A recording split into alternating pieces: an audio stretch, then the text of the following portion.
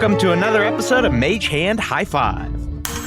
I'm your Dungeon Master, Casey Pappas, and with me, ranked least to most likely to eat a whole roll of cookie dough in just one sitting. Ooh. Okay, I'm very curious about this one. The last, 3 of these have been food related. Casey's hungry. I hunger. I'm so Casey hungry. hungers. I hunger?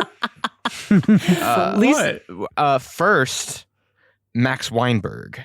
I am Max Weinberg playing, I almost said Hayden Kincaid. That's not Wyatt true. Forsythe. Yeah, we're doing a little swip swap today. Interesting. When I was younger, absolutely just hose an entire tube of cookie dough. Hose? But now that my stomach has matured and doesn't let me, I cannot do that anymore. What do Max, you mean hose? He's deep throating cookie dough. What I'm imagining is that you do you ripped the top off of it and then Go-Gurt squeezed the rest of it into your open maw. Yes, that's exactly how it happens. Next, Rowan McStay. Hi, I'm Rowan McStay playing Salome Briar. And I'm going to have a cheeky couple of spoonfuls, but I don't want to get a tummy ache. And finally, sorry, Robin Langenhop. Hi, I'm Robin Langenhop playing Hayden Kincaid, and I'm sorry, Casey, this is dead wrong. I'm not sure I've ever eaten raw cookie dough ever. Though I will say, cookie dough ice cream is one of my absolute favorites. Okay. Also, I have always been surrounded by really solid bakers, including the one that I married. And so, you gotta wait for the good stuff, because it's gonna be even better when it's done. No, Interesting. disagree. Cookie dough's better than cookies. I will die on this hill. I want to take a cookie dough loaf and just take a fucking bite out of it. Just, ow. I think there's I don't know what the shape is, but it starts off good, gets a little better once they're freshly baked, and then gets worse once the cookies are done cooling. 100%. Yes, I Fresh like baked cookies are cookie great. dough. I like baked, but wildly underbaked, where there's structural cookie dough. problems. So round cookie dough.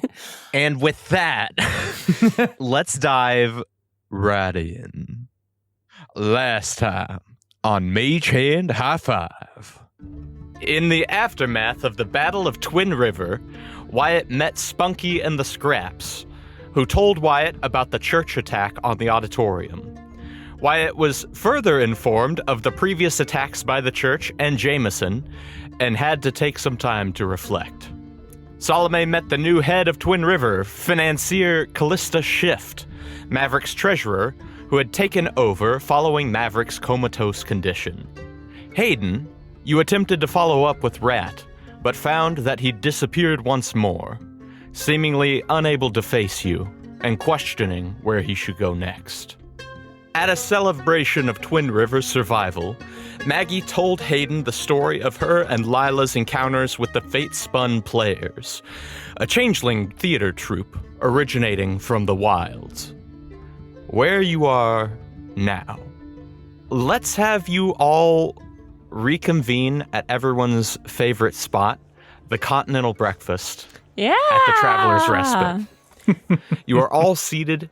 You're having your eggs. Some of you are having your coffee. Whether that some includes Hayden is your discretion. Every time Hayden looks away from their coffee, Salome pours a little bit of water into it to make them think that it's full. I would love to roll a perception check about this. Go ahead. Slowly trying to water down their coffee. Perception, honestly, is not my strong suit. Ooh! That's a 18 sleight of hand. Uh-oh. And yeah, that's a dirty 20. Oh!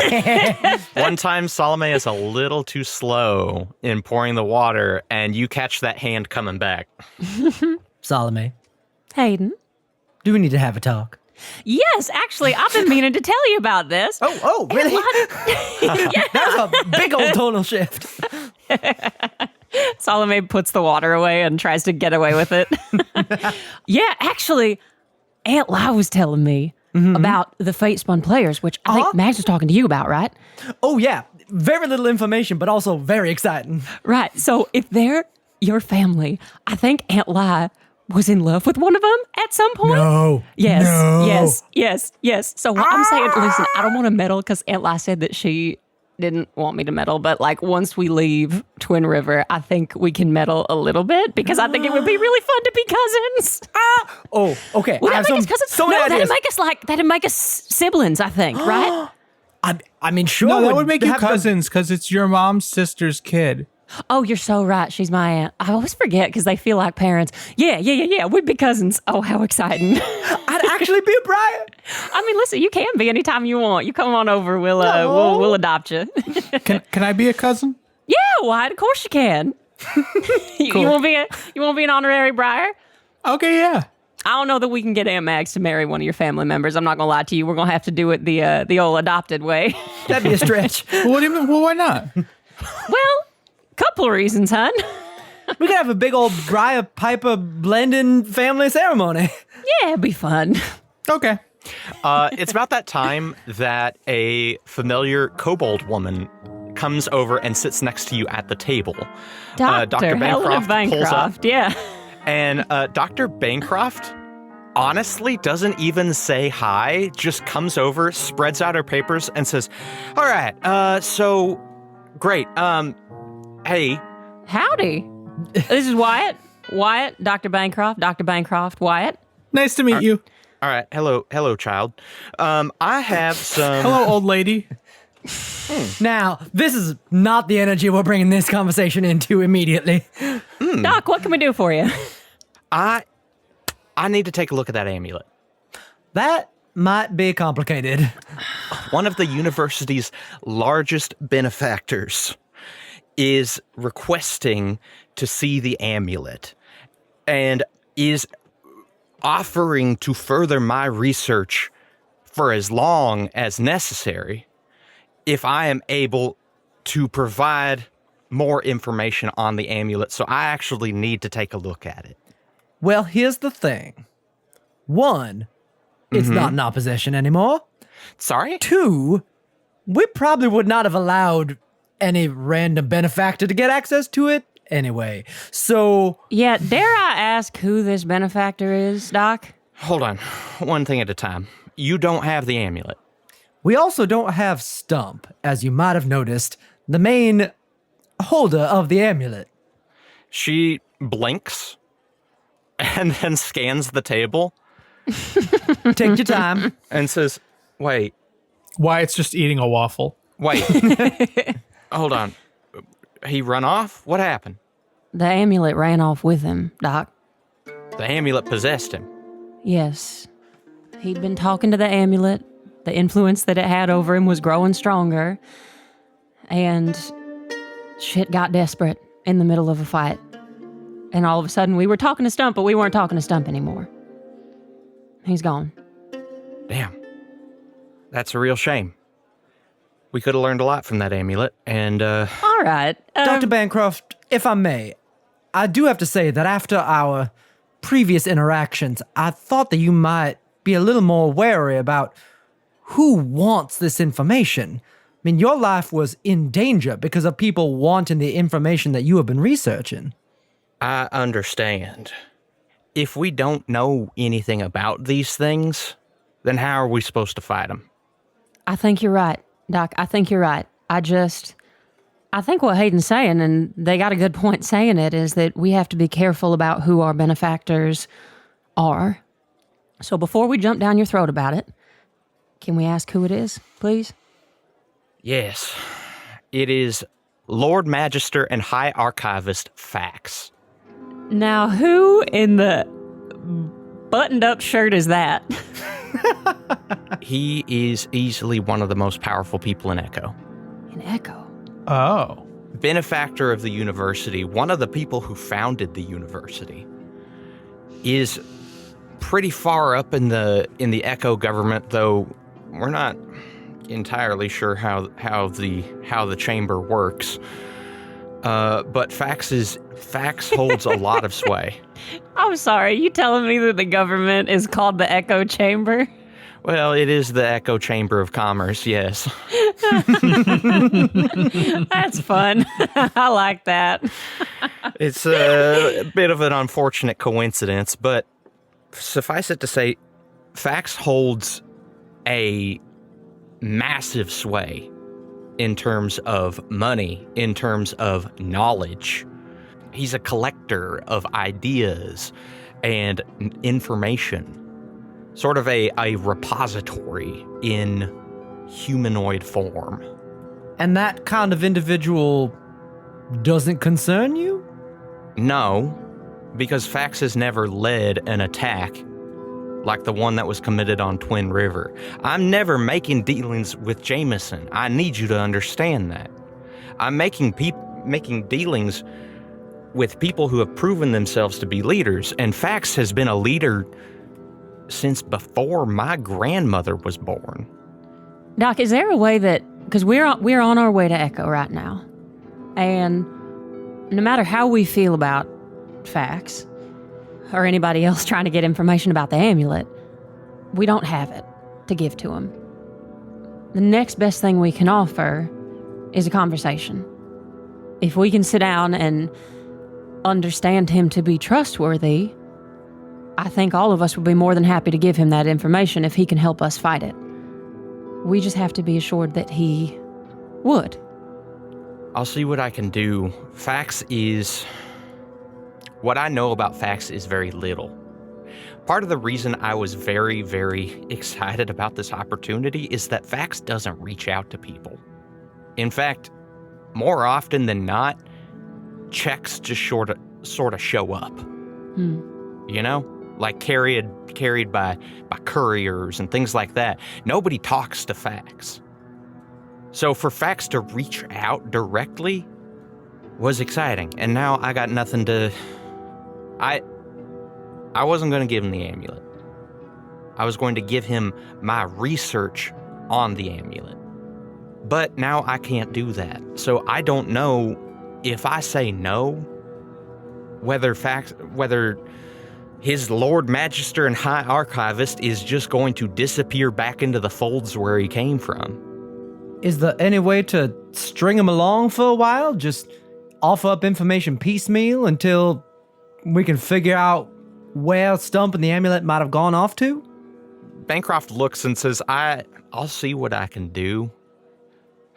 I will let them know of what I've got at the moment and say that there are people who have seen it firsthand who can provide firsthand accounts. Well, what we do have that might help, in my meeting with Director Shift, she sent me with this, and I hold up the signet ring with the M on it. And as far as I'm aware, Echo might be the only significant ally we have. So if we're already wheeling and dealing with the powers that be in Echo, we might be able to make some purchase with this. She looks at the ring, looks at it for a second, and then turns back and says, might be a long shot. Yeah. Echo is a paradox. It contains one of the leading schools in the Badlands, a top university, and the rest of the city is just, well, it's madness. It's a college town. It's a college town. The rest of the city just is held together with paper clips and glue. There's no law enforcement. There's hardly any government. Whatever government there is exists only to protect itself. Well, Doc, would it help if we took your research with us? You got copies we can take to give to Fax. Yeah, I will. I'll hand scribe some of the. I'll create a shortened, sort of digestible version.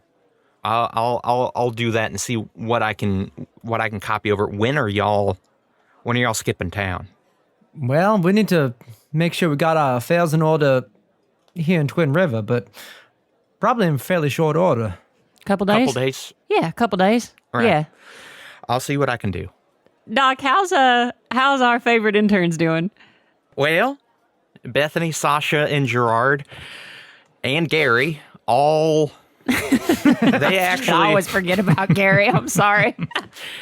they actually took the train back to Echo before everything went down. So they're back at the university now. I was going to take the next train. However, it looks like that with the trains now being out of commission for the foreseeable future, there might come a point in time where I have to find a way to teleport there. Fair enough. She begins to push back from the table, and as she does, the plates in front of you begin to clatter slowly. Maybe I shouldn't have had that 6th cup. Then Why? Can we just have one you day? see- Can we have one nice continental breakfast, please? you see the napkins begin to blow. Small objects begin to twirl in a circular motion as a column of wind and smoke begins to rise in the middle of this room. Patrons of the continental breakfast run from the room as a fully formed dust devil appears in front of you. Shit. The room shakes for a moment, and then it dissipates, and where this dust devil was is a quite different kind of devil. A jackalope. Oh, great. Hey, buddy. You have some weird friends. Yeah, no shit, kid. Jack turns and says, "Holy shit!" How you doing, buddy? We were in kind of some dire straits the last time I saw you. Sure was. You didn't tell me that was gonna be such a hard little quarrel. You thought I knew? Nearly got my wings pulled off, child. Yeah, that's probably going to happen more and more often. Sorry about that. No. Turns to the rest of you and says, "Well, looks like you already found a replacement for your glowing-eyed friend." Hi, I'm Wyatt. No, Oh, don't so tell quick. him your name. Oh, God's almighty. Wyatt. The jackalope hops over to you and looks you dead in the eye with one of those wild, scary hare's eyes and says, "Wyatt, glad to be acquainted. Tell me, Wyatt, what is your heart's desire?" Don't, Wyatt, don't tell him. Don't tell. I know he's cute, but he's a demon. Wyatt starts vibrating like the stuff on the table because he wants to say his heart's desire, but can't. Don't tell him he's a little devil on your shoulder. Don't tell him. He whips on you and says, "I'm Faye, It's true, he is Faye. not a devil. There's a distinction, and it's an important one." No. There you go, bud. He turns on you, and for a second, you don't know what he's going to do. His antlers quiver, his ears twitch, and then he says, "Okay." Now, I just wanted to say real quick, thank you for the pet. Excuse me? I said thank you for the pet. He's lovely, don't eat much, screams a lot. Though I don't prefer the name Flint, think I'm gonna name him Jack Jr. Oh, shit. I have complicated feelings on this, but continue. Might appreciate the gift, friend. And as Jack is looking at you, Bancroft slowly sits back down in her seat and says, The rabbit with the horns is talking." Yeah, no, he does that. You just can't get him to stop. Jack turns to Bancroft and says, "Ooh, ye look to be mighty high and dignified. One of high caliber intelligence, I can tell. I can tell. Field of study?" And Bancroft looks and says, I don't know if I should volunteer information to you. You could just say waffles. Waffles. There you go. And Jack says, right. I don't feel great about you keeping Flint. I think we might have to talk about that at some point. I think that maybe isn't. Well, I'm always open to negotiations. Anyhow, speaking of deals, in going over my files and figures, I realized that I still owe you, Hayden Kincaid, on what I know about the Red-Eyed God, correct? That's right, Mr. Fluffy. Or as I know him, Rota. Bancroft perks at this information. I was going to say, what's Bancroft doing? She is scrambling for a notepad. I give her like 3 napkins. I was just going to say, I slide a napkin across the table. Yeah, Hayden slides a napkin across and I pull out some lipstick and give it to her to write with. Oh, Wyatt pulls out a notebook from his book, from his bag. Of course you have All a right, notebook. kid. Little Boy Scout, y'all prepared? Pulls a pencil out of her bun and starts like frantically jotting notes. You said you wanted information on where you came from. I've picked up a little bit of that on my own, but I'd happy to hear what you're willing to volunteer. You changelings were once a people of the wilds, though I imagine perhaps you've already picked up on that. A little bit, yeah. Well, did you know that even the changelings weren't native to the wilds? Everybody comes from somewhere. Want to know where you came from? Oh, you know I would. Well, when originally traveling from the wilds, they came from a land that's long gone. Long gone. But even things long gone, you can still pick up traces of them here and there. Doors, amulets, old gods that refuse to die. And Bancroft stops and says, wait. And then turns to Hayden and says, you're descendant of Tellerans. Oh, am I now? And Jack says, Maybe. Perhaps these Tellerans fled their world because something wiped it out. Wiped it out in fire. Something red-eyed? Something red-eyed. Something hungry. Well, these Tellerans, you call them? They came to the wilds looking for an escape, and then over time, the wilds changed them like it does to everyone. And some of these people left, and some of these people stayed. And those that stayed changed even more, and more and more until, well, fuck if you can even recognize them now. Changed into all sorts of things. Not just their skin, but their very bones. Turned them into, well, and his wings flap. Majestic things. You saying we're cousins?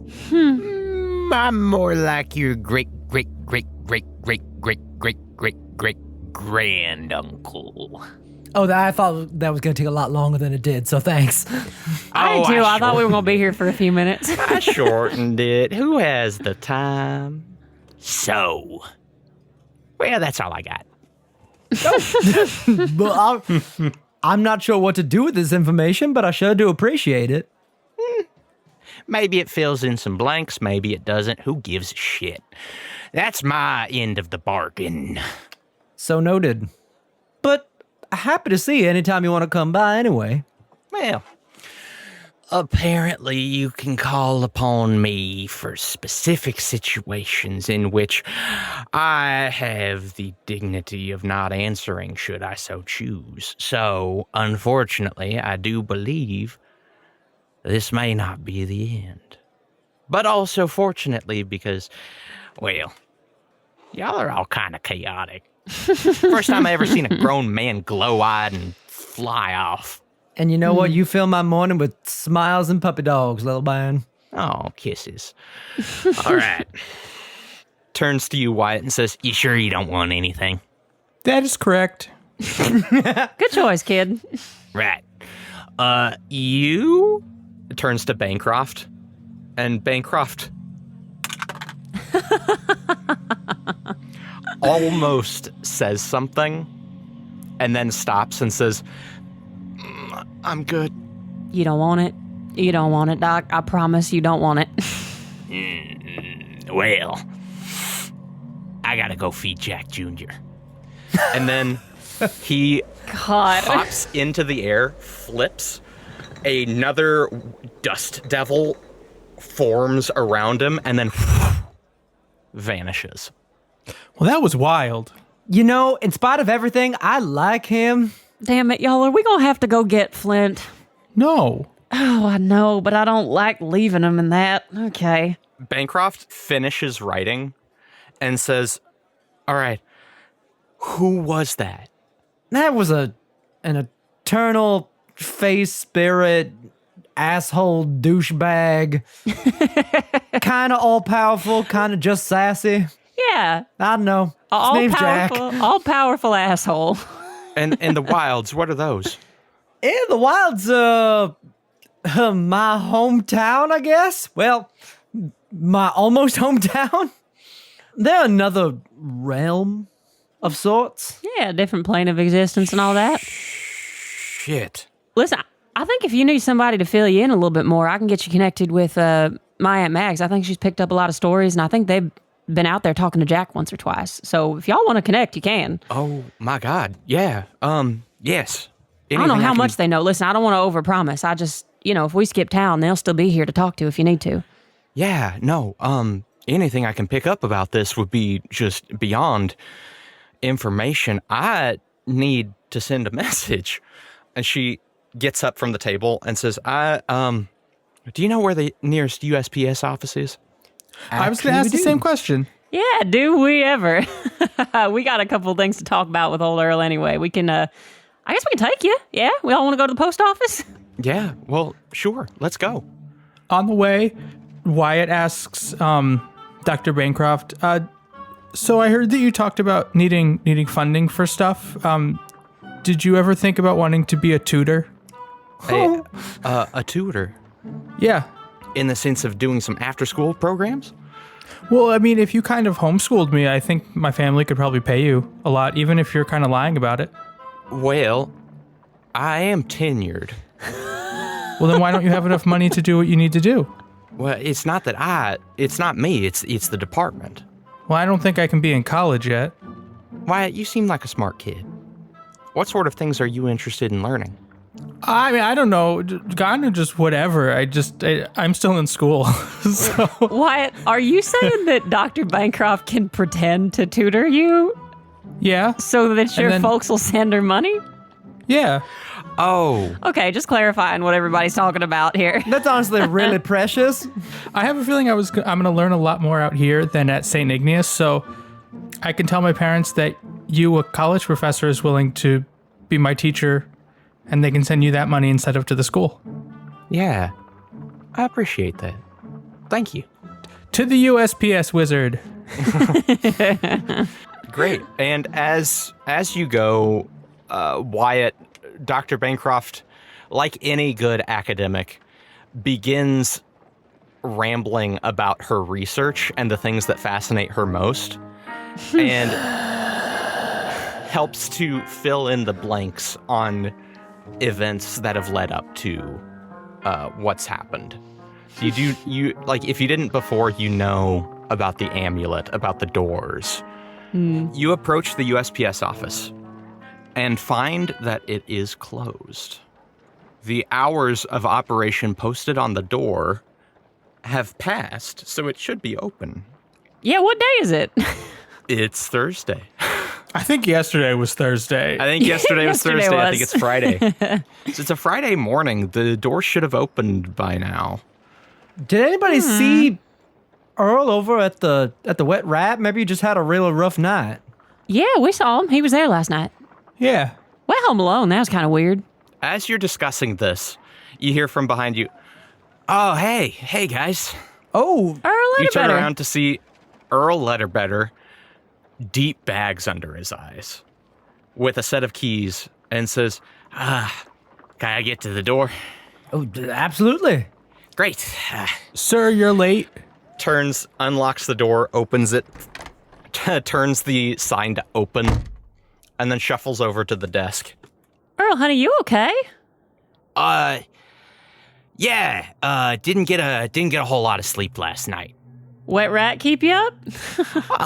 Yeah, you could say that, company. Can I roll an insight check on this? Yeah, you Yeah, can. absolutely. Oh, that's a 2. I'll roll an insight check on this as well. It's a 2 that becomes a 6. That's a 13 for Hayden. Okay. It's a 19 for Wyatt. I will say, Salome, you think Earl might have had a late night. Had company. That sounds like Earl. Yeah. Hayden, you remember everyone talking about how y'all saw Earl go home alone. So any company that may have showed up after the Wet Rat, not during. Does he look at all injured? No. Okay. Not from what you can tell. Wyatt, you don't know Earl very well. From what you can tell, Earl kind of seems a little bit of a partier. Seems a little bit on the freer side. Something's off. Something's weird. You seem like Earl wouldn't really normally be like embarrassed to talk about company. Like if it were a fun time, he'd be like, "Oh yeah, company." In this situation, he says, "Company," and it's a little, almost like he doesn't want to talk about it. Well, if you don't want to talk about it, that's okay, sir. All right, cool, man. Your secrets are your own. All right. Anyway, y'all have messages. Y'all have like things to get sent. Yes, we do. I think we all do, actually. Let's get to them. Who wants to go first? I struggle to say things concisely, so it's going to take me a minute to actually come up with the words. So if anybody else is ready, just go for it. I'm counting on my fingers. Sure. Is this the first time we've talked to Earl since Stump's been gone? It is. Earl seems really disorganized. I rolled a nat 1. He's a little out of it right now. Okay. Yeah, Earl, well, first message I got's for Kate Steenland, Stump's wife. He looks and says, "Yeah, wait. Hey, where's my guy?" We don't know. We lost him in a fight.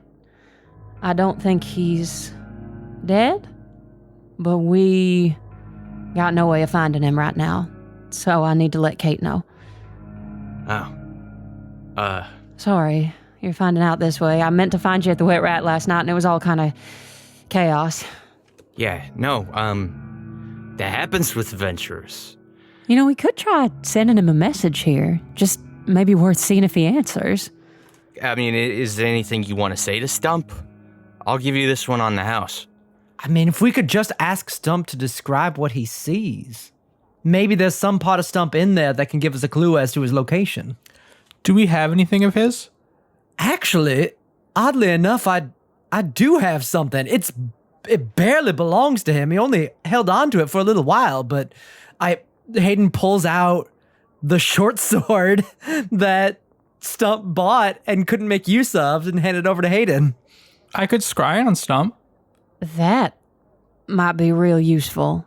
I can also maybe scry on Rat. Excuse me? I ran into him yesterday. He gave me this thing, and I pull out the rock. I have a letter I need to send right now. Oh, great. You ready? I'll keep thinking about this one for Kate. I might run out of words here, but Earl, you ready? I don't know what's happening. Yeah. Are we sending one to Stump? Are we not? I think let's hold off. If Wyatt can scry on him, I think it's better not to risk interference. I can do my best. First, Wyatt, what exactly did Rat say to you? He was asking kind of what he should do next because he was feeling kind of insecure next to you because you're the really, really good person. And he didn't know if he could kind of face that after all the things he'd done. So we were kind of talking about that. And if he didn't feel comfortable or ready to talk to you, then, I mean, who am I to tell him it's time? But I asked him to give me something. And he gave me his rock so I can also scry on him and tell you where he is and what's going on. All right, Earl. We're counting fingers. I don't know if I'm going to get to the end of this message or not, but here we go. Okay. Yeah, let's do it. Hey, rat bastard. Strong start. Language. You know what I deserve? After everything I've done for you, it's time for you to be my brother. Get the fuck over. Shit. Yourself! Get the fuck over yourself! Or get the fuck over here! I don't know! Get the fuck over. Okay. All right. That is sent to Rat Bastard. That's not actually his last name if you need to actually have a last name.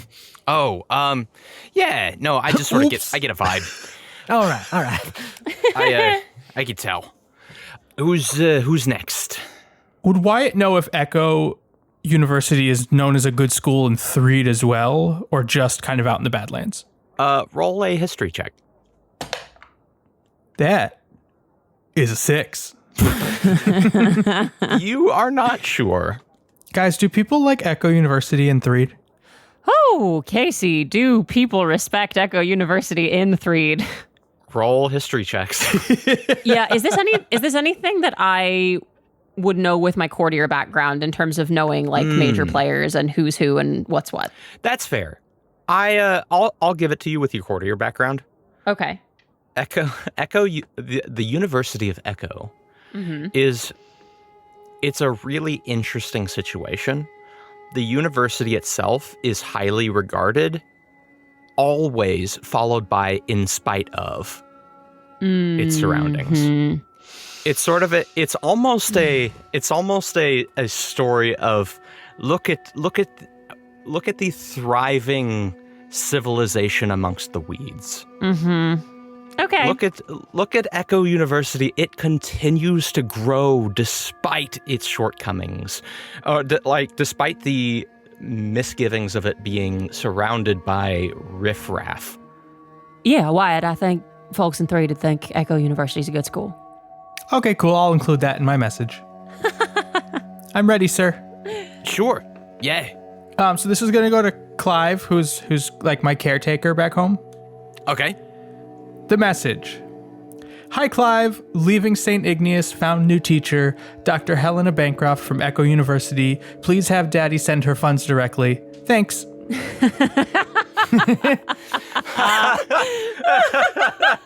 right. Asking for a wire transfer? That's so funny. Earl sort of looks at you and goes, you're from Threed, huh? Yeah, Yeah. it's all right. Not East Threed for sure. And sent. Thanks, sir. You got it, kid. Miss Breyer? All right, Earl, I got a couple for you. First one's for Kate. Right. Kate Sealing. Howdy, Kate. Friend of Stump's. He got in over his head with the amulet. Mountain Creek may not be safe. Twin River. Ask for Briars. Okay. I don't know if she'll come or not, but I definitely don't want the amulet finding Stump's family. Good decision. Yeah. Sent. Next. Yeah. This one, I don't know if I want anybody shooting the messenger, so you can decide if you want to send it or not. Okay. And Salome hands Earl a piece of paper that she wrote the night before. Ooh, okay. This one's for Tiberius Jameson. Oh. Okay. I will say, for certain people of such a high caliber, doesn't normally end up in their head so much as their secretaries. Understood. So, you might get an auto response. Yeah, that's fine. I'll take the auto response. I've heard it before and I'll hear it again, I'm sure. Yeah. All right. What you got? And the note says, Brother, your guns made no peace. You've made no progress. War is declared. Retreat, or may the fall of Threed rest heavy on your shoulders. We don't hear this, right? No, it's on the note. Salome was... Maybe we should have had a discussion about what kind of contact we have with the Jamesons. And send. I think I will show the note to Hayden. Maybe not Wyatt, because Wyatt's still a little new. And just say, darling, this is just a formality. War's already here. I'm tired of running. Oh, I got a response. Is it the auto response from the secretary? He turns to you, Hayden, and says, your friend Rat Bastard. Sends back, let's talk, midnight, Westgate. Better fucking show up. That's it. I didn't use the full 25. Honestly, unusual for Rat. Something must really be going on. All right. All right. Just got one back. Says, from the desk of Tiberius Jameson, thank you so much for sending your message. It will be read and responded within 3 to 5 business days. Thank you so much. That'll work. They have a sending machine there that can receive messages and prints them out. 3 to 5 business days gives us enough time to get the hell out of Dodge. Where's Dodge? It's a little north of here. Oh, okay. Anything else? I don't believe so. I think we're all set. Great. So that's going to come to 200 gold. Oh, I got it. Oh, right. We got little money bags here, don't we? Wyatt opens up a bag and there's just so much gold in there that has for non-gate breaking use only. And hands Earl 200 gold. Shit, Great. kid. Wyatt has 100 gold a day allowance. It just magically appears in the bag. Can I? For non-gate breaking use only. For non-game breaking use only. Yeah. Like you can't buy a Vorpal blade with it, but you can pay off your USPS messages. And we can like go to like taverns and inns and stuff like that and food. Yeah. Yeah. I mean, Fun money. Like money is kind of loosey-goosey anyway, so I think this is a fun way of waiving that. Here you go. Earl goes, shit, kid. All right. Cool. Anything else? Not unless you have anything you'd like to tell us, friend. No. Okay. I mean, once your messages get in, I'll probably have something for you. So, check back. I think Salome just kind of claps Earl on the shoulder and gives him 5 points of lay on hands, just to kind of perk him up a little bit, wake him up a little bit, and just says, "You sure you're all right, dear heart?" Yeah. Yeah, I'm good. Fair enough. Well, take care of yourself. Thank you. Right. At the last minute, Bancroft comes forward, slips a note across the desk. Earl reads it, puts it to his forehead. Yeah, sent. Yeah. Can I get that as my new text sound? Yeah. Yeah. Yeah.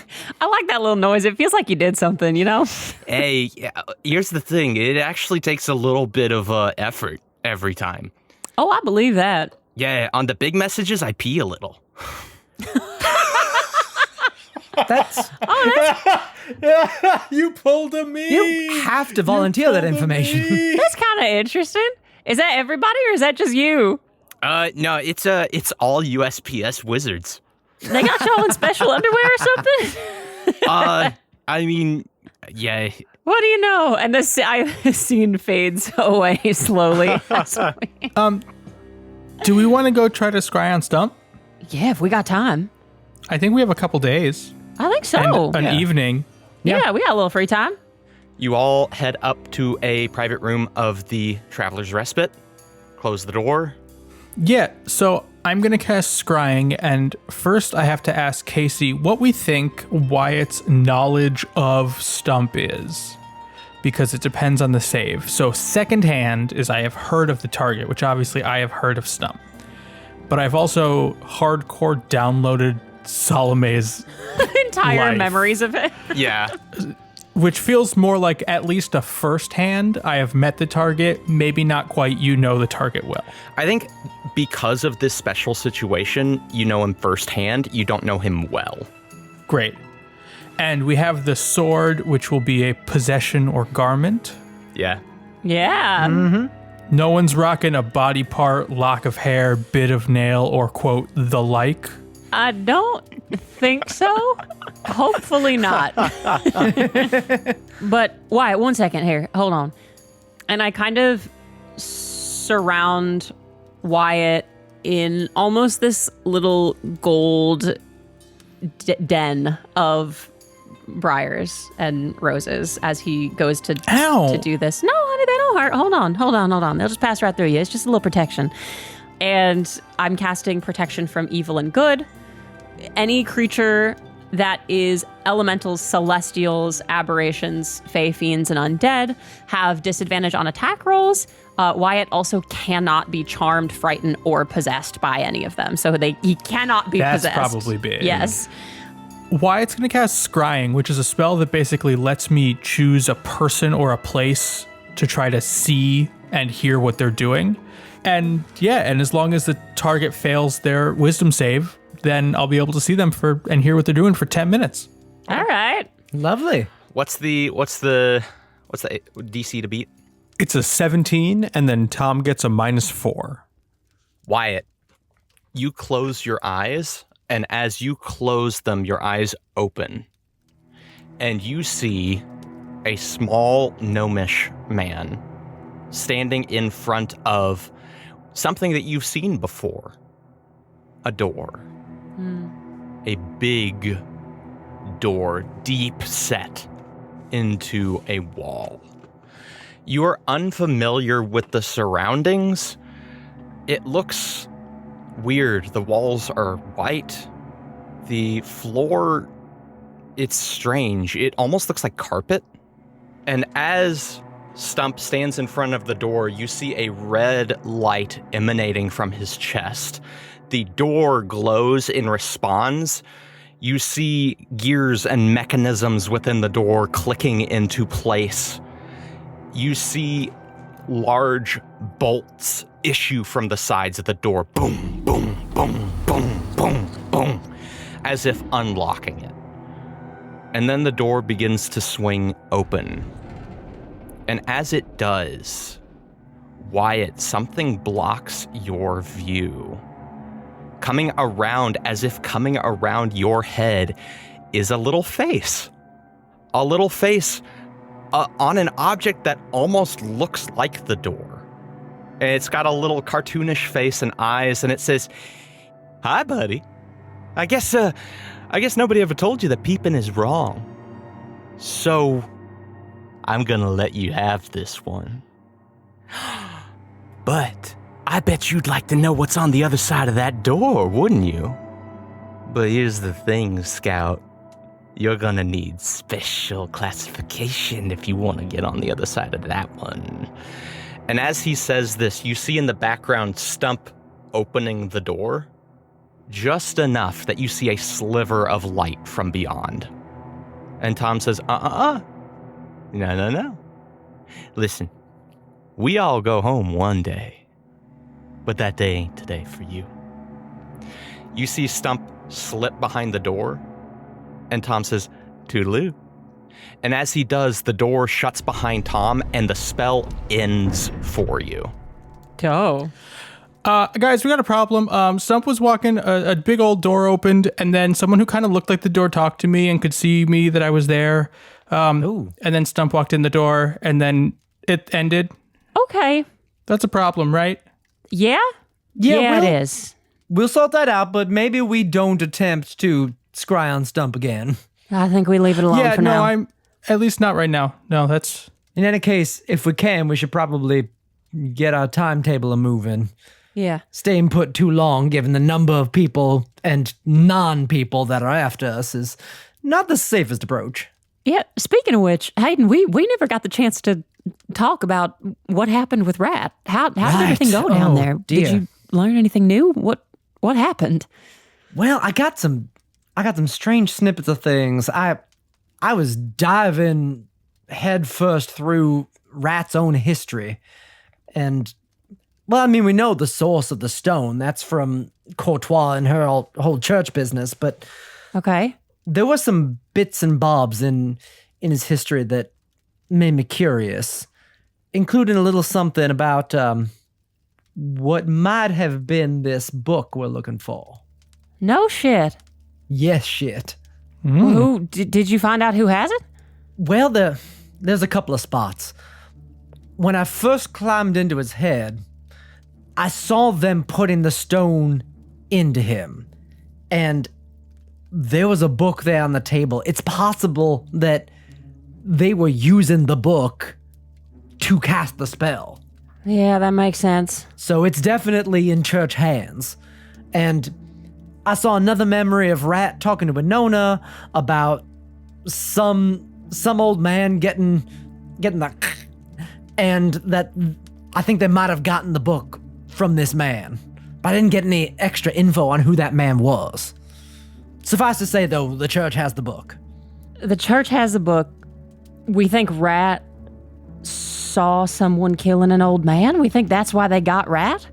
I think it's very possible. That might be even why the Pipers got taken out in the first place. As they went there to get Rat. Courtois said that they were wanting to cover something up. Wyatt, Yeah, you know a little bit about the church. I know so much about the church. New Pontifex. How does a new one get chosen? More specifically, when does a new one get chosen and what happens to the old one? Casey, speak through Wyatt's mouth. Great. Wyatt says this. Each pontifex is chosen by their predecessor. The title is passed upon the death of the previous one.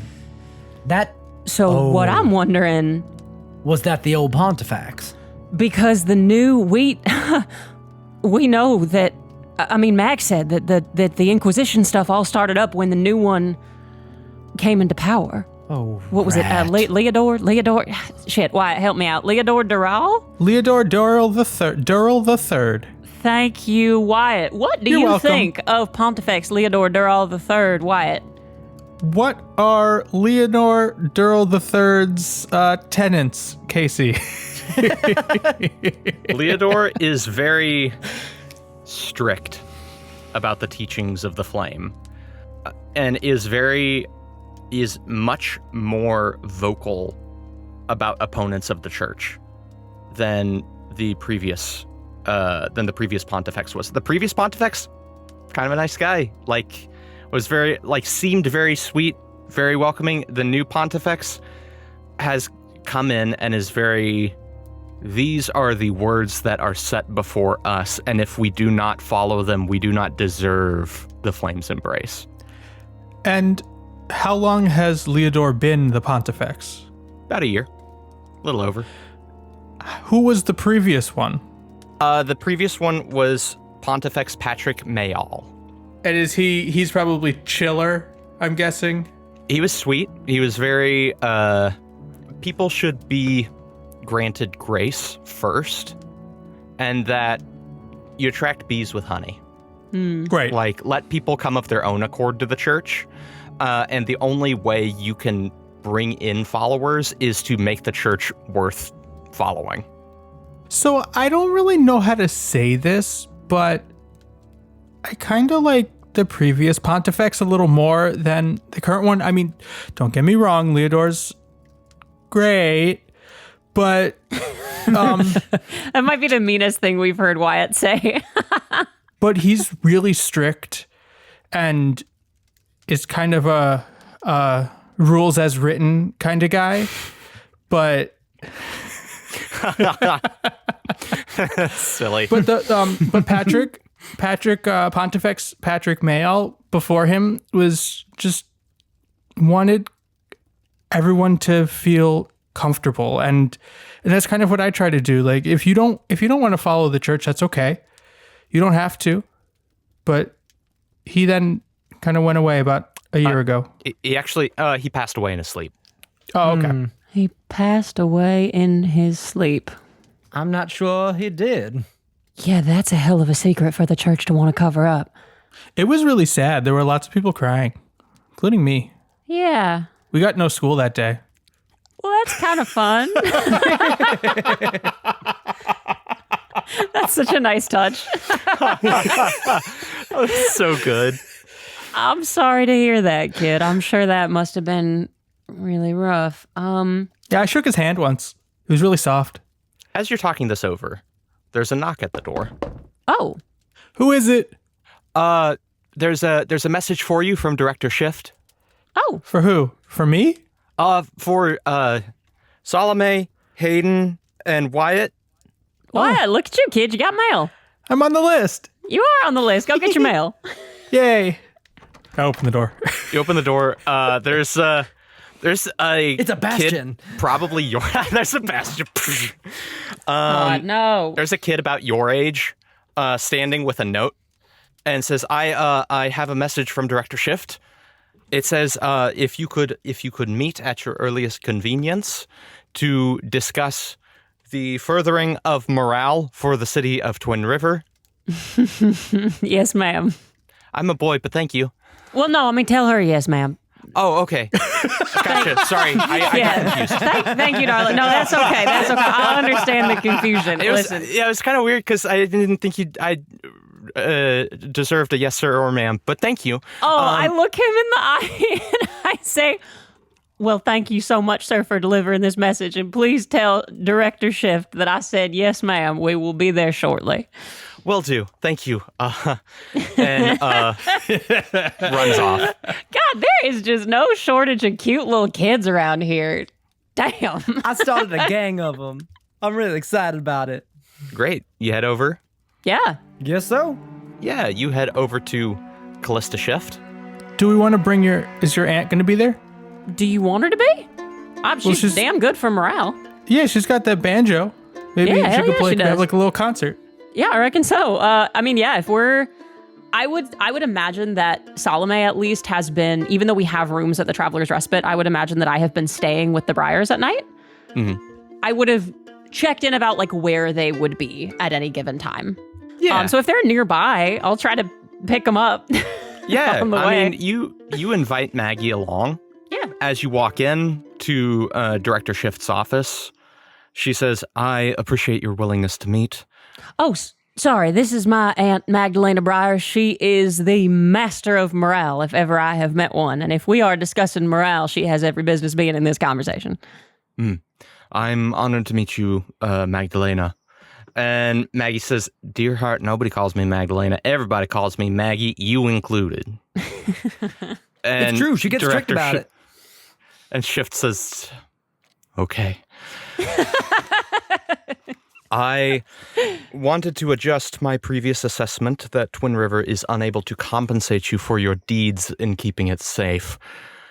In this, I additionally would like to make you aware that I'm planning on awarding each of you a medallion tomorrow eve at a ceremony intended to celebrate the end of the initial phase of reconstruction.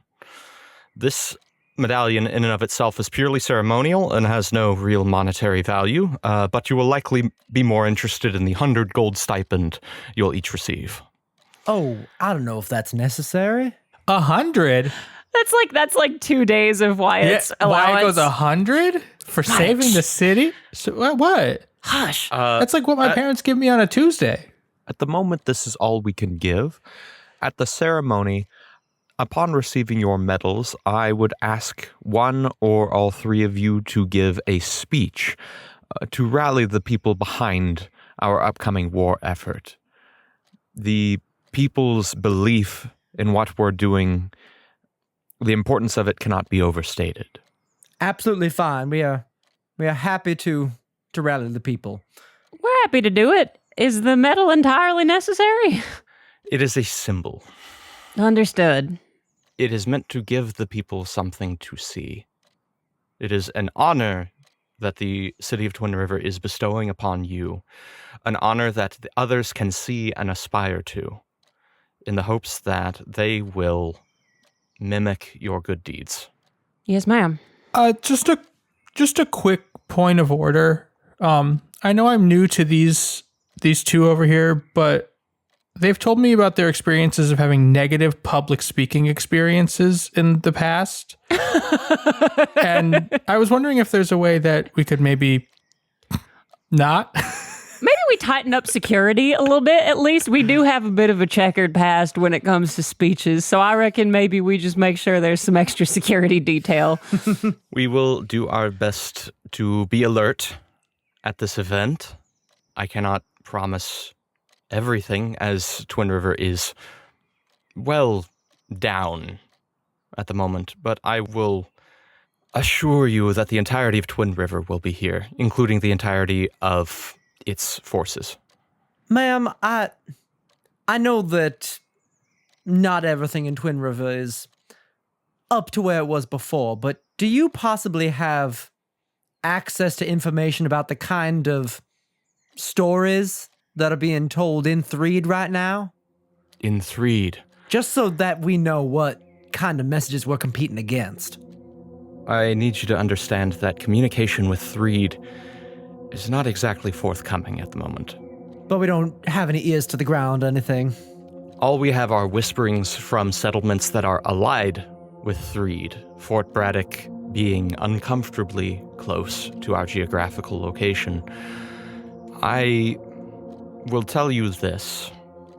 Understanding how Threed works, likely this story has already been spun. Had a feeling. Where's this meeting getting held? It will be tomorrow, City Square, 6 o'clock. It'll be brief, mainly to rally the people. We will see you there. Looking forward to it. Mag, do you think you can get us a little song going? Not now, tomorrow at the meeting. I'm sure we're not going to sing in the office. Maggie starts putting away her banjo and says, "Yeah, no, of course." Yeah, no, not right now. We'll get the old Badlands jug band back together. I play the harmonica. No shit. No Yeah. shit. Well, Wyatt, I would love to hear it. Wyatt plays the harmonica very poorly in the office. Love that. Shift just holds her temples and says, "If that will be all." Yeah, see, Wyatt plays a harmonica. Morale is going to be easy. Excellent. Thank you, ma'am. Is there anything else we can do for you? Not at this time. Not in this place. Thank you. Just up and down the thing. We got to steer Wyatt out the door. On his way out.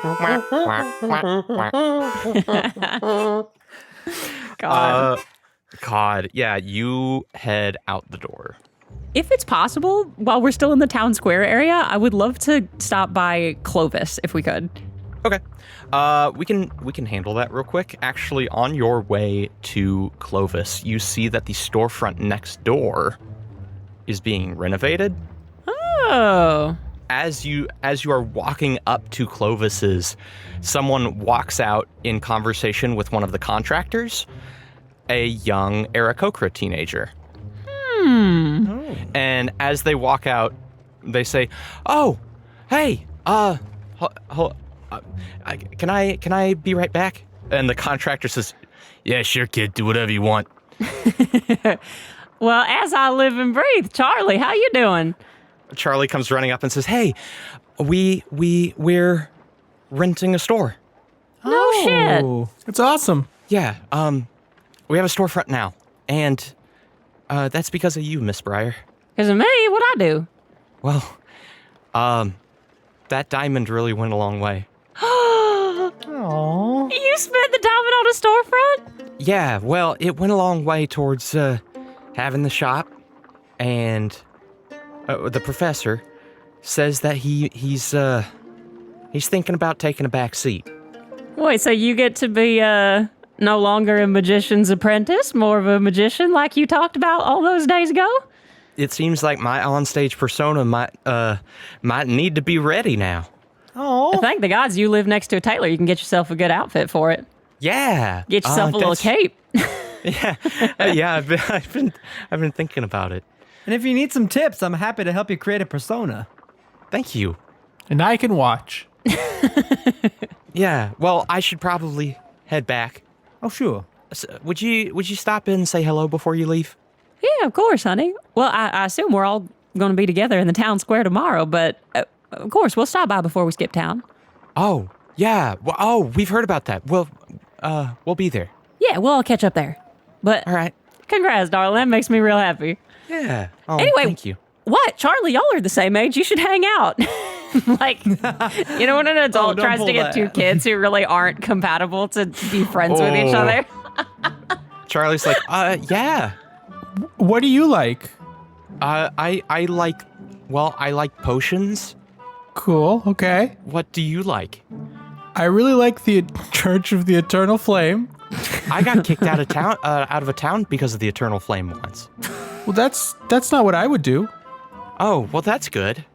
I actually do probably need to get back to that contractor, but, yeah, cool. Okay. All right, well, I'll talk to y'all later. Yeah, bye, Okay. kid. I'll see you later. Bye. Turns and heads back, and you wander into Clovis's. If you ever do that to me again, Salome, What? What did I do? you made me have that conversation.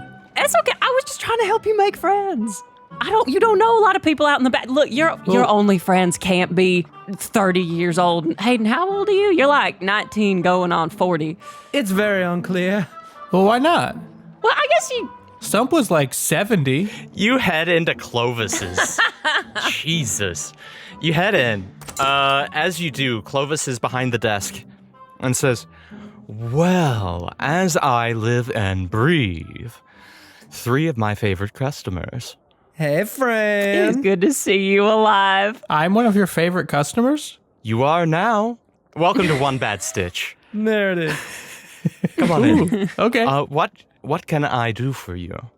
Hayden, you got something, or am I going? Or Wyatt, you got something? Well, not everybody at once. I mean, I did have something I was thinking about, but I don't know if this is necessarily your area of expertise. It's more in the weaponry department than in the clothiers department. So, Well, I have connections.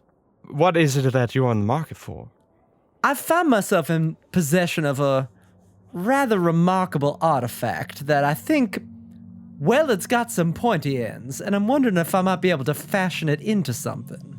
All right. And Hayden pulls out Jack's antler. Oh, yeah. That's cool. Oh, like a weapon out of the antler? Yeah. That's sick. Well, I happen to be close friends with the town blacksmith, and he might be able to do something about that.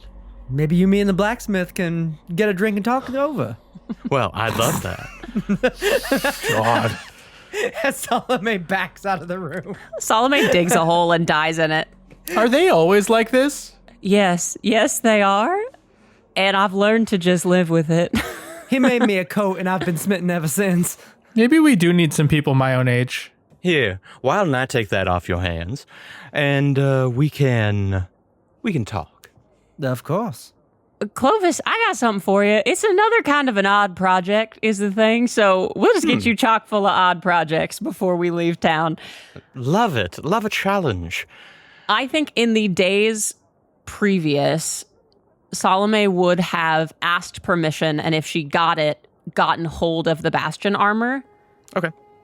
This corset has been doing me a lot of good. I have taken a lot of hits in this thing, and I'm real grateful for what you've done with that.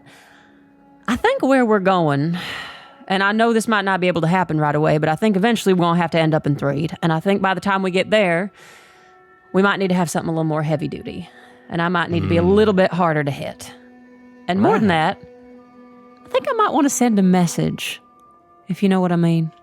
If I gave you that Bastion armor with the Jameson logo on it, you think you could cook me up something sturdy?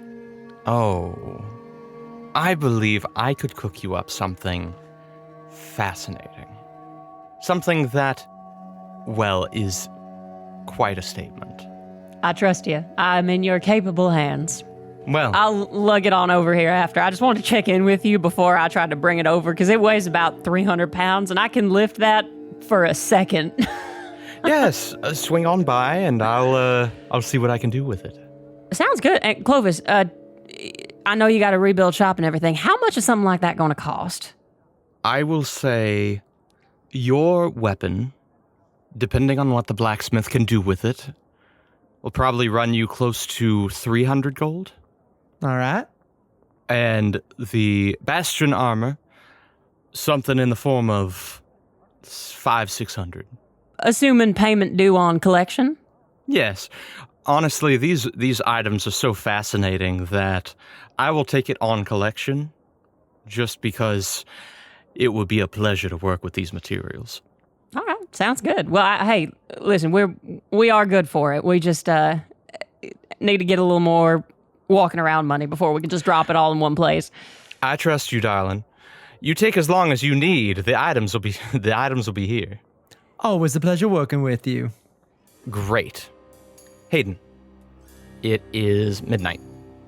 You are by the west gate, and as you wait, a shadow appears across the way from you, and Rat steps out. Were you really gonna leave? I don't know. I don't know if I should tell you, Sure. seeing as how Sure. there are things you didn't tell me all your life. Oh, what, that I'm a science experiment that you could have sold? Is that what you think of me? Oh, is that all we are, huh? You think, a piper's a piper no matter what? That means bullshit, huh? I am fascinated by your opportunity that you're trying to take here to turn things around and make it seem like I'm the one who's not being a good sibling. Oh, let's fucking talk about it, Hayden. All right. Let's fucking talk about it. Fire away. Well, hell, there's nothing you don't know about me. Now. At this point, I'm a fucking open book. You've seen everything. Hayden, you've seen the fucking darkest parts of me. It's true. I don't even know who you are. So ask. Talk to me. I wasn't aware I had to ask. Winona didn't. Winona discovered me. The fuck does that mean? I was hiding that from everybody. I didn't even know what I was. I was terrified of it. I wouldn't be able to describe it if I thought that it was safe to do so. Winona saw me shift one time and I couldn't exactly write it off or come up with an excuse. So, Winona gets to save you, you get to save me, and I get to be saved. You think I'm doing okay right now? You're doing better than me. Oh, hell, buddy, Hayden, you have no idea. You've always been better than me. Fuck, Hayden, the moment you showed up on the scene, you were better than me. What, at stealing? Yeah.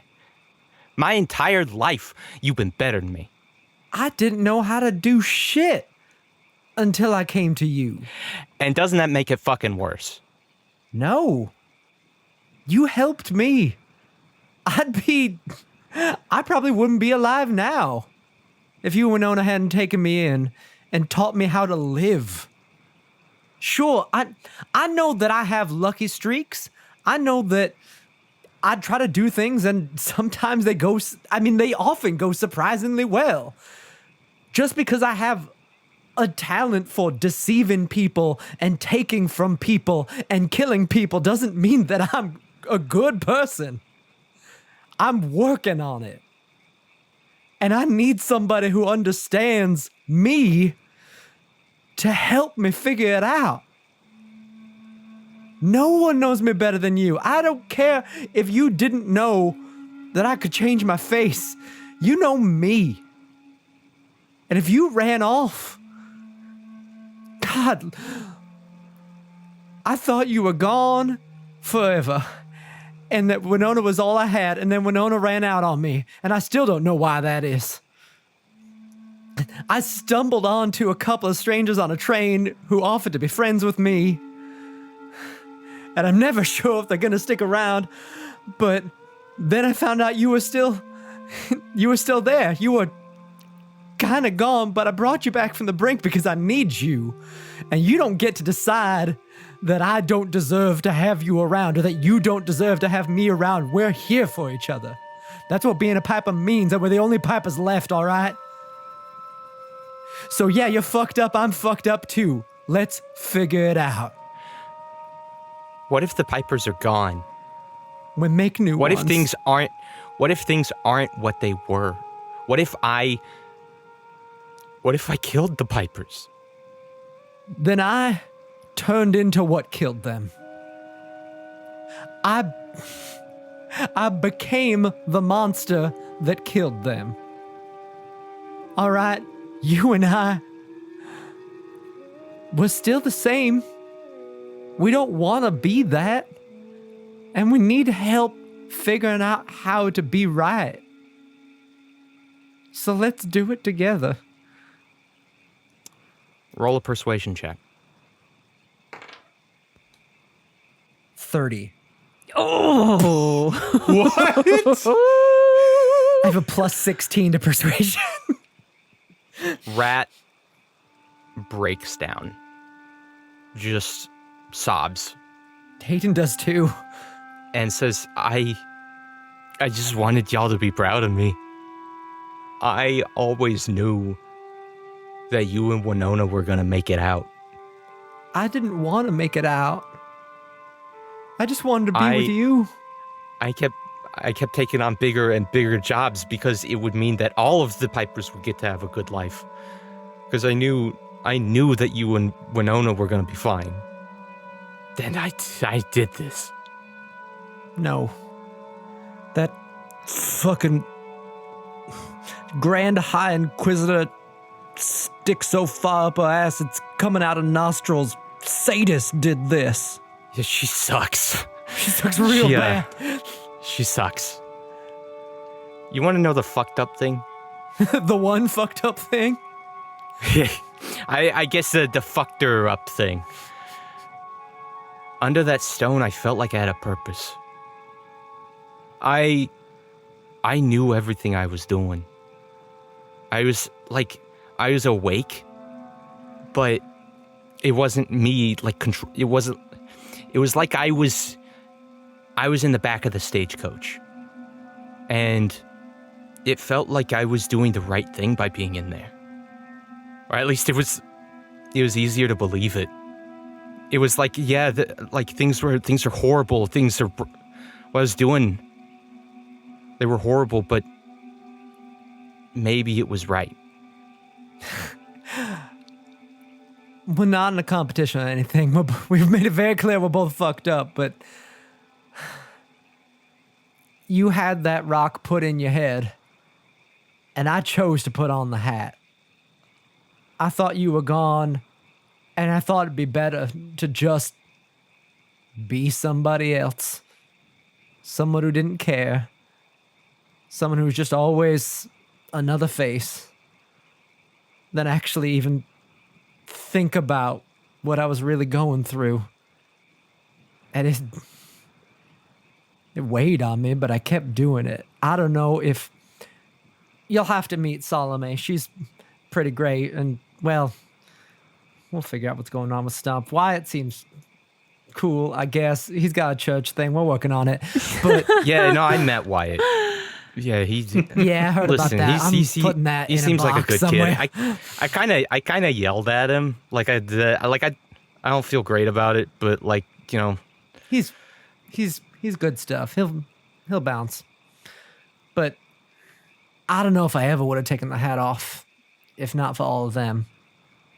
And that was what I needed to be able to help you.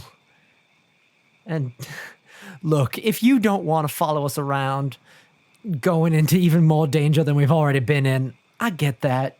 Your life is yours for the first time in a long time.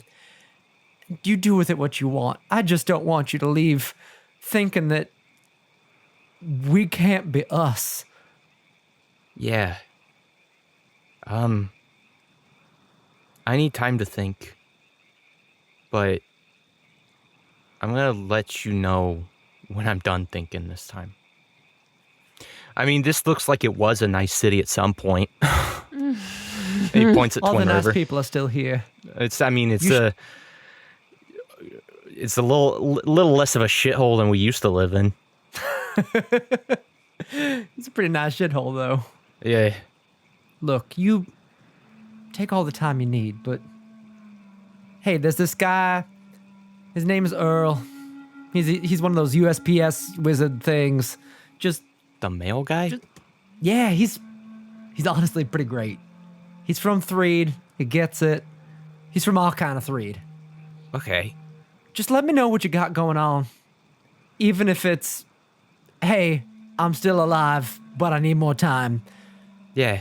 I just don't want to go any longer not knowing where you are. Yeah, I'm thinking, maybe I'll look this Earl guy up. Hey, I'm heading to Echo. And that, at least last I checked, that's where Winona is. You can meet us there if you want, or if there's anything you want me to say to her, I can do that. Tell her I said sorry. I will. And that I hope she's doing well. I hope so too. I'm gonna smack her upside the head at least once. Yeah. She better have a good reason. Rat pulls you into a hug. And says, I'm sorry. I'm sorry. Say it as many times as you feel you need to. Just know you're already forgiven. Stay alive, all right? Rat nods and turns and, using skills that were implanted into him, disappears into the night. See you soon, buddy. The next day, you all arrive at the ceremony in the town square. If somebody attacks us, I swear to God, if there's an attack during this goddamn speech. if you end this episode with You roll better not. initiative, I'm flying down there and strangling you in your sleep. Somewhere in the crowd, Barabbas Bartle. It works. He is here. Yeah. So, there is a ceremony. It's set beneath the clock tower of Twin River, though it still stands in scaffolding. It's 6 o'clock. The sun is starting to set. You are on stage. Each of you is presented a medal by Director Shift, who is actually in sort of her first fully public appearance. And she turns and gestures for anyone who would like to say a few words to the waiting crowd. Salome, this is your home. You got this? I think so. I've been thinking about it since yesterday, and I've been writing some stuff down, but I'm fucking shaking. Wyatt steps forward and gets pulled back. I think I got some stuff I could try to say, but y'all feel free to chime in, please. We're here. Okay, I cast heroism on myself to stop my knees from shaking. And I step forward. Point of order, before we get started. Captain Odette of the Twin River Guard. Is her family here? A couple people in the crowd step forward. An elderly woman and man, and a couple of what look like Odette's siblings. Salome approaches Odette's mom, takes her medallion off, and gives it to her. This belongs to you. And then I look up at the crowd and say, howdy, y'all. My name is Salome Breyer Jameson. There's some whispers in the crowd. Have you seen my face on some posters? No, you haven't. A chuckle. A couple of startled chuckles. In all seriousness, those two names are the greatest sources of pride, and I look at the Briars, and shame in my life.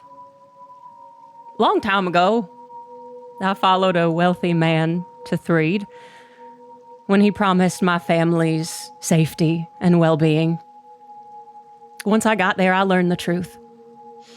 The truth that was confirmed for me when that same wealthy man left my family and the rest of Blackthorn Hollow for dead under that refinery. It was confirmed again in Providence when Jameson turned the Mayhew Festival into a massacre. It was confirmed when they sent 5 crates of fire powder to destroy what was left of a town that couldn't turn a profit in Ford Falls. It was confirmed in Red Rock as it burned, and again a few days ago when they tried and failed to take this city on their way to somewhere else.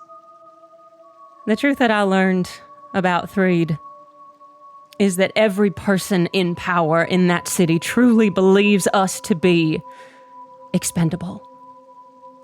At best, we are a resource to be used and exploited as they see fit. At worst, we are an inconvenience to be discarded and destroyed.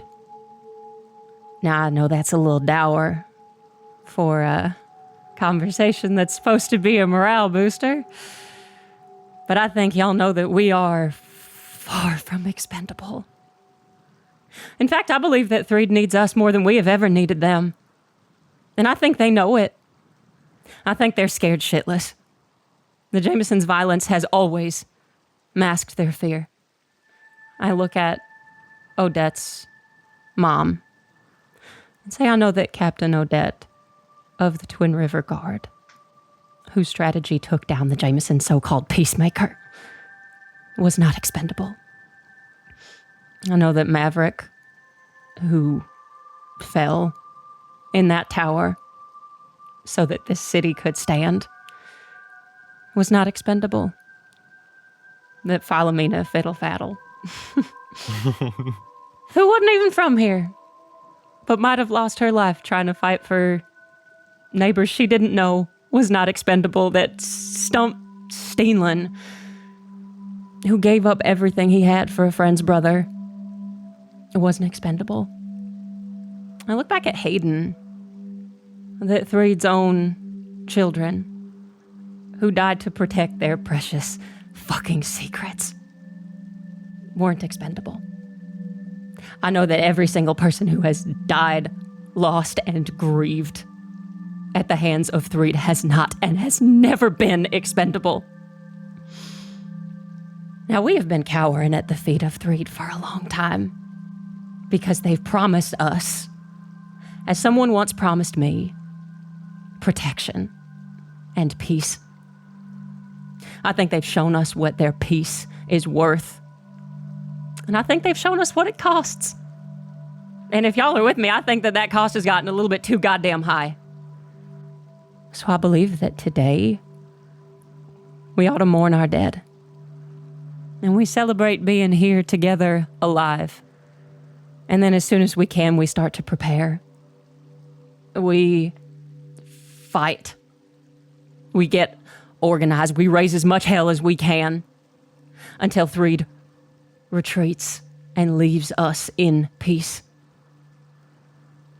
A little while ago, at the riverbank between life and death, the river asked me who my rage was for.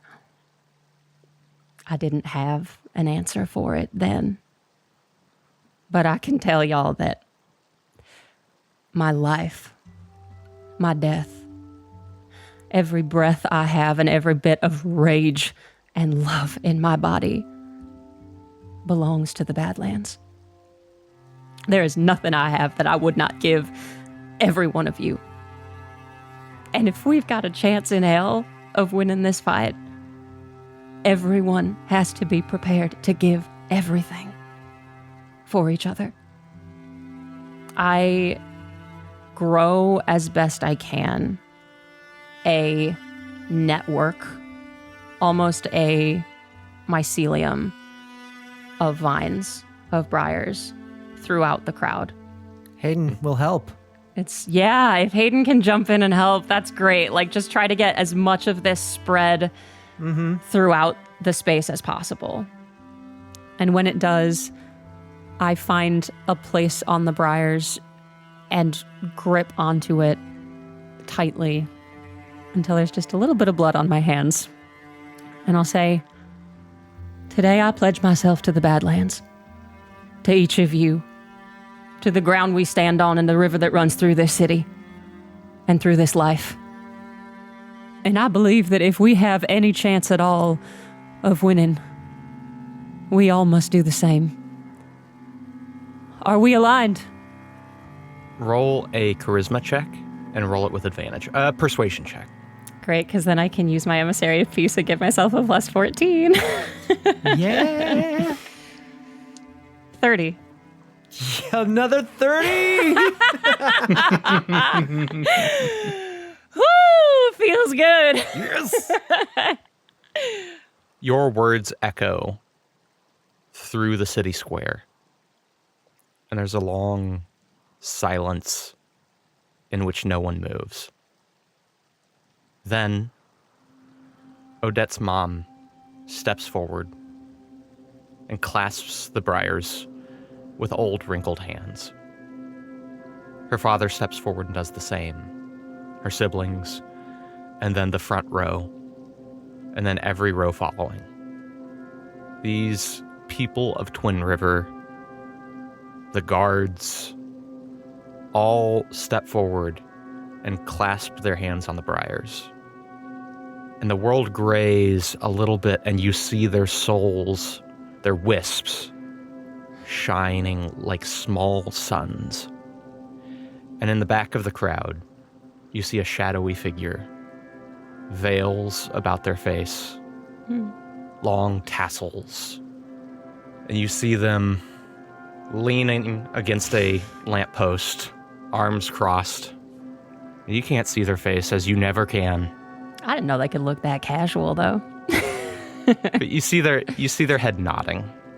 Do Hayden and Wyatt do this as well? Oh, absolutely. No hesitation. Wyatt grabs it lightly. There's still so much conflict inside going to war with his home and everything he's ever known. I think Salome recognizes this and doesn't press and doesn't maybe presume to cast this spell on Wyatt then. But I think in this, if Hayden commits themselves in this way, I reach out through the briars and cast ceremony dedication on Hayden. Oh. It is in Paladin language, you touch one humanoid who wishes to be dedicated to your god's service. But the way that I see this, I believe that Salome is making her Paladin oath to the Badlands itself. For the next 24 hours, whenever the target makes a saving throw, they can roll a d4 and add the number rolled to their saving throw. All right. So it's just an extra d4. It's like you're blessed for 24 hours. If I need to like roll a dex save in my sleep, then I'll be set. Yeah, 24 hours. You got till tomorrow night. Probably taking off tomorrow. Yeah. Could come in handy. I mean, we just did a speech, so who knows what's about to happen right now. I know. Everybody roll initiative. From the shadows. No! Why is this place so Crossbow bolt shadowy? whizzes right past Salome's head.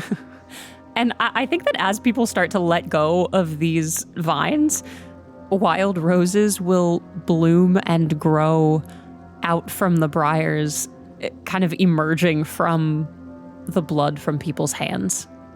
These roses sprout. The people with bloody palms clap and cheer. It's gotta hurt. It does. It actually does. But they do it anyway. Max, I think that's been about enough of me. You want to show the good people of Twin River what that banjo can do? And Maggie says, more than anything, dear heart. And she steps forward and the music plays. And the people of Twin River feel alive. Later, Wyatt. As you are headed back, Earl stops you and says, hey, I caught you. You got a response. Oh, awesome. Here. He hands you a card. Oh, okay. On the card, it says, young master, I'm thankful to hear from you. Your parents were so worried. Proper tutor can be arranged. In Threed. We'll schedule your return. Wyatt pockets the note. Thanks, sir. Yeah, you got it, kid. Appreciate it. You sure you're okay? Yeah. Yeah, why would you ask? I mean, I know I just met you, but you kind of seemed a little off yesterday. Listen, kid. I don't know how anybody could be off about, after that speech, right? But that was before. All right, yeah, I'll see you later, kid. Okay. Earl turns and quickly exits. Okay. Bye, sir. That night, there is a knock at a door. The door opens a sliver, and Earl peeks out to see a young man, late teens, early 20s, shaved head, dent in his temple, that says, "Hey, are you Earl Letterbutter?" And Earl shifts and says, "Who's asking?" And the kid says, "Well, you were recommended to me by a friend, and I don't really have a place to go, so I was wondering if you had a place to stay." And Earl shifts and says, "Look, kid, it's kind of late. I don't really have a place to stay." And Rat says, well, yeah, no, that's, just stupid of me to ask. Sorry." And begins to turn. And Earl says, "Hey, maybe in a few days, huh? Just, I got some things going on right now." Rat nods, says, yeah, okay."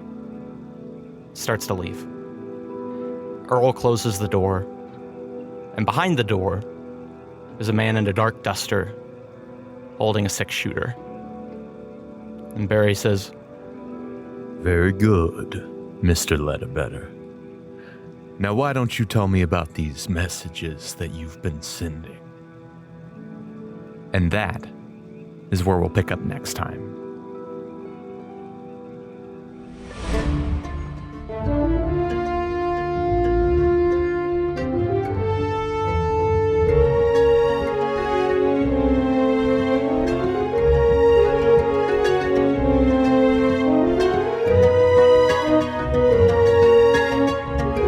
Thank you so much for listening to episode 36 of Mage Hand High Five, The Badlands. Want to show your support for our show? Want to hear us talk more about it? Then check out our Patreon at patreon.com/magehandhigh5. For just $5 a month, you can get all kinds of fun behind-the-scenes goodies, including a peek behind Casey's GM screen where he shows you all the monsters and magic items and things that he's created. You can get playlists inspired by our characters. You can get an entire extra podcast called Mage Hand Down Low, where we give you the behind the scenes of each individual episode after it comes out. Check us out at patreon.com/magehandhigh5 to learn more. Thanks to Jacob Kirshner for our music and Jane Smith for our logo and our cover art. Check out our website at www.magehandhigh5.com and look for us all across social media. We're on Instagram, TikTok, Facebook, Discord, Blue Sky, and wherever else we may be. We're going to be there at MageHand5. Go to your podcatcher of choice and throw a 5-star review our way. We are so close to some big milestones on both Spotify and Apple Podcasts, so hop on over, help us get over the line. It would be fantastic. We'd really appreciate it. And now I'm going to shout out all of our lovely subscribers on Patreon, and I'm going to do it in one breath. Kodiak Rogers, Darth Zelda, Diaper Jacobson, Jackson Maurer, Ocarina Sonata, Talmaneer, Matt's the Jelly Cube, Sky Cow, Elephantasmal, Morgan Faber, Kathleen Ayers, Andrew, Kellen Wilbur, Trout Relief, Chronic Dreamer, Patrick Hickman, Debbie, Nathan Ritter, Chicken Too Tasty, Evan Noon, Avery Spar, AM Lovelies, Allison DeVelvis, Dust Carpenter, Diana Bacon, Al Forrest Oakey, Liz Spar, Carrie Lee, Jonathan Gunn, Tyler Gardner, Elda Soul, Gelada Pang, Laura, Al, Chloe Utley, and Sammy Richardson. Okay, here we go. Tell your friends about the show. Tell your foes about the show. Tell your bus driver about the show. They'd love to hear a new fantastic fantasy western actual play podcast, so do it. Maybe you'll make a new best friend. And when you do it, use the hashtag MHH5. And hey, how about a high five?